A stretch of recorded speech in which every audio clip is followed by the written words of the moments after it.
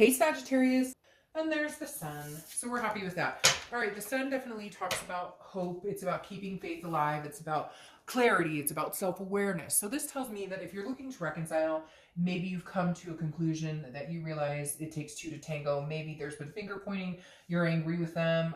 They're angry with you. But I feel like maybe you're both coming to some sort of conclusion that like it takes two to tango and neither one of you were perfect, and it's almost like you're getting over the stage of some sort of anger and finger pointing, and the sun has come out and you can see things clearly. I feel like some of you want to be like, I know exactly how we can fix this. I don't know why. That just had to come out. I just had this thing in my stomach that's like, somebody's out there going, I know where we went wrong, or I know like we can do this again. So I love the sun for you because it's bubbly, it's vibrant, it's shining, it's the fog is lifting. So let's see what else is going on. All right.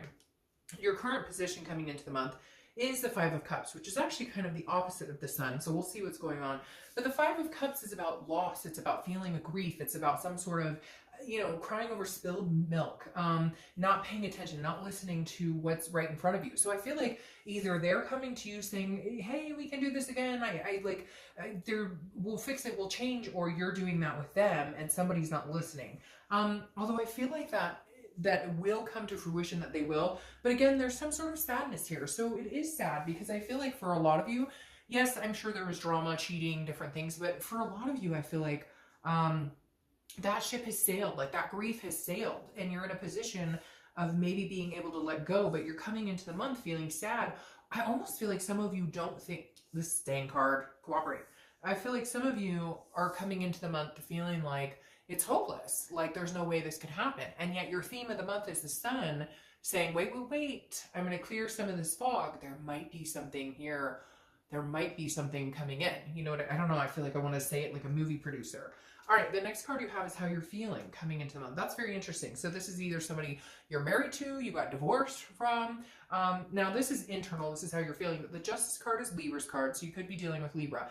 But on top of that, the Justice is also marriage card. So this could be like either you or they or both of you, because I feel like there's a connection between you both, but because you're not actually communicating, the connection is super strong, okay? But because you're not actually having the conversations, you don't know what they're up to, they don't know what you're up to, but in the end, you're both having this hopeful but feeling sad because you don't have each other. And then the Justice card is saying either this is a person I thought I was going to marry, this is a person I still want to marry. The Justice card also, though, is justice is served. It's cause and effect. So it's something that happened, and maybe you're kind of like, okay, we had to take this break to get to this point of missing each other, to feeling this grief.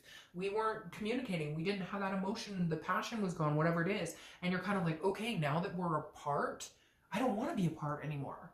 I don't want to feel that. And they don't want to feel that, because this right now, I'm telling you, the energy in this room is a dual connection. This is not one-sided. This is two people thinking about each other. And you know what? If that's not you, then this isn't your read. Because I get people all the time who say, I don't want them back. Then, hey, watch the singles read, right?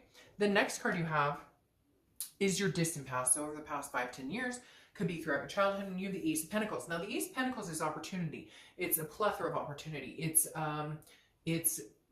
like the beginning of success and finding accomplishment. What's interesting is this is in your distant past, and this is telling me that you know what it's like to be successful in a lot of different areas, in finances, in relationships, and you're kind of looking back this month going, where's the missed opportunity? If I still want to be with this person, or if they want to be with me, there has to be some sort of opportunity here, because that's what this represents. And this is saying, look, in the past, maybe you've missed that sign. Maybe you've missed that opportunity, that card. Maybe you've not seen the clarity. Or maybe you've seen it, but it was too late, a day late, dollar short, right? Or maybe you didn't jump on it and take the chance. And I feel like you or your ex or both are feeling like, I'm not letting this one go. That's what it says in my head. Literally, I'm not letting this one go. You don't give this one back.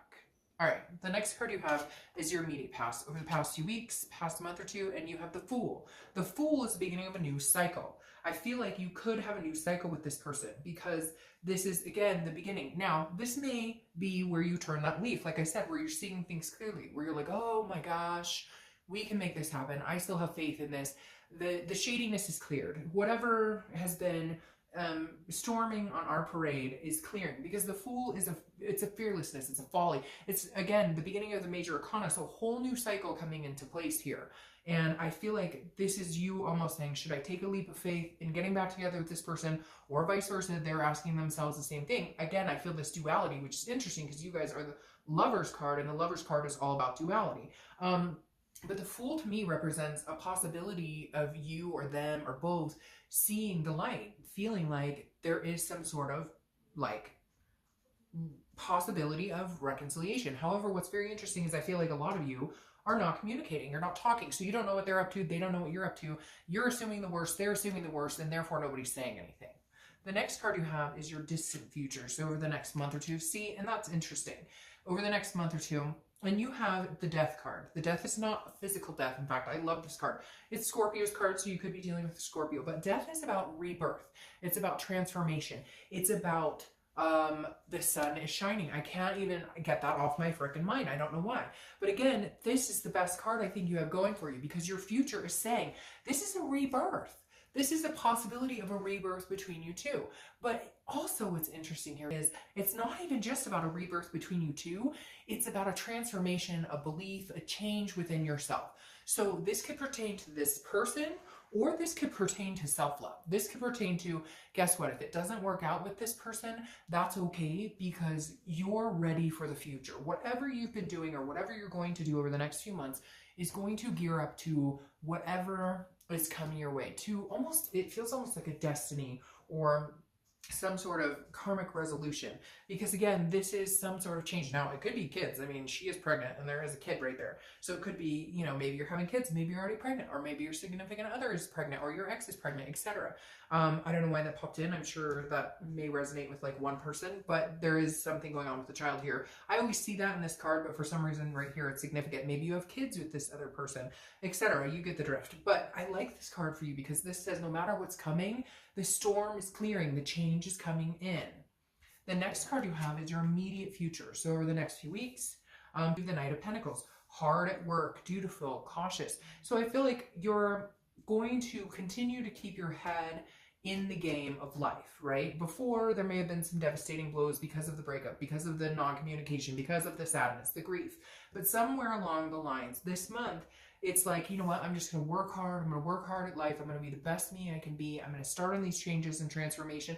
And hopefully we can come together at some point and maybe share that together. Maybe share what's been going on. Maybe share that transformation and that and those changes, etc. Because the Knight is somebody who's very dutiful. They're working for the end game, but the greater good, something much bigger than themselves. The next card you have is anything that's going to be tangible throughout the month. So it could be the beginning, middle, end. It can last for a day, an hour, etc. And you have the Page of Pentacles. The Page of Pentacles is very interesting. These go along. This is hard work. This is pragmatic. This is responsibility, but it's also aspiring for something bigger. There's something here that says to me, some of you are turning like a big leaf, and it's not like a maple leaf. It's like a banana leaf, okay? It is literally like something so significant in your life.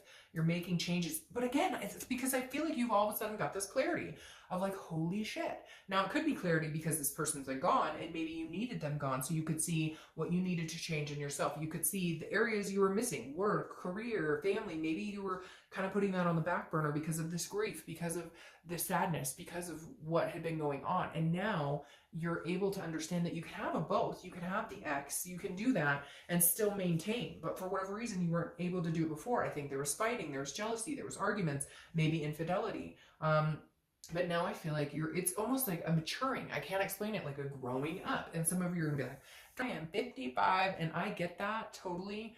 But at the same time, we grow and mature our entire lives. Like, believe me, we all do. So this just is some sort of like, you've upped the responsibility factor, and you've upped like the importance of all of the things in your life. Like, you've realized what you're fighting for. The next card you have is how you're feeling throughout the month. Again, could be beginning, middle, end, could last for a day. You have the Queen of Wands. This is an excellent place to be. She is full of ferocity. She is sensuous. She is, you know, and again, I don't apply sex to the card, so male or female, but this person is just very confident, knows what they're going for, knows what they're going after. The confidence continues to build every step they take because they're embarking on these new journeys, these changes. They're embracing change. They're embracing. Now, for some of you, this could be that this person is no longer going to be in your life, and all of this is coming to fruition because they're not. I feel like for a lot of you though, it's not like that. I feel like for a lot of you, it's almost realizing like you can possibly have this person back. But for some of you, it is going to be, they are gone, you are sad, but now everything's clear and you can see the light. The next card you have is your hopes and fears for the outcome of the month. And you have the Seven of Wands. So again, this is hopes or fears, and your fear is that, how do you communicate this? Because the Seven of Wands is a defense, it's a strategy. So how are you going to get in touch with them? How are they going to get in touch with you? Let's say you guys do call and talk to each other. Let's say you do text. Somebody broaches that and says, hey, I don't want silence anymore. I want to talk. It's making me sad not to have a discussion. We were, after all, really, really good friends. But the Seven of Wands is telling me that some of you are feeling like you don't know where to go from here. How do we get past the past? How do we not get on the defense? We know we're going to have conversations that could be pretty hard. We know we're going to have to, like, this isn't going to be like, hey, we start talking and we jump back in where we left off and everything's wonderful. No, there are underlying issues that have to be addressed. So your biggest fear here is, how do we get there? How do we move on? How do we address these issues? How do we do this in a manner that we can feel good, that we don't go back and start pointing the fingers, that we can clear the air again, that we're feeling like the fog is lifted. So your biggest fear is how, and when. I feel somebody out there going, and when, I want to know when. The next card you have is the Three of Wands. I love this for you. The Three of Wands is about teamwork, but so the Two of Wands is about planning something, okay? If you pulled the Two of Wands, it would be planning, looking forward, growth. The Three of Wands is about planning together. So the outcome is planning a future with somebody else. So the Three of Wands is saying you're in it, they're in it, but I feel like you guys don't know that each other is in it. Or you're thinking, of course, they're not in it, or you're wanting to not be in it, but in reality, you really want to be in it. I feel like, I know that sounds confusing, but it's almost like mind games, like, or again, a lack of communication. So you're blind, they don't know what you want. You're assuming they moved on, they're assuming you moved on. And for some of you, this is somebody that maybe you've been away from for a long time, but they've been on your mind, you've been on their mind. Again, some sort of dual connection here that can't be denied at this point. But the Three of Wands is about making the step. They go together very well, because the Three of Wands is like, where do we go from here? Okay, let's say you guys communicate and you both want each other back and you both love and care about each other and you still want that type of, you still want to move forward. How do we go about getting that? What do we do? He's focused. Like, okay, where do we go from here? So that's a conversation that's going to be had. The best part is that you're both on the same playing field. You're both on the same connection. Now, your Four of Coins, clarifying this, it's like a impoverished energy. So I feel like, again, it's not, the Four of Coins is like, is like a miserly energy. It's not, it's like you feel like they don't want you. They feel like you don't want them.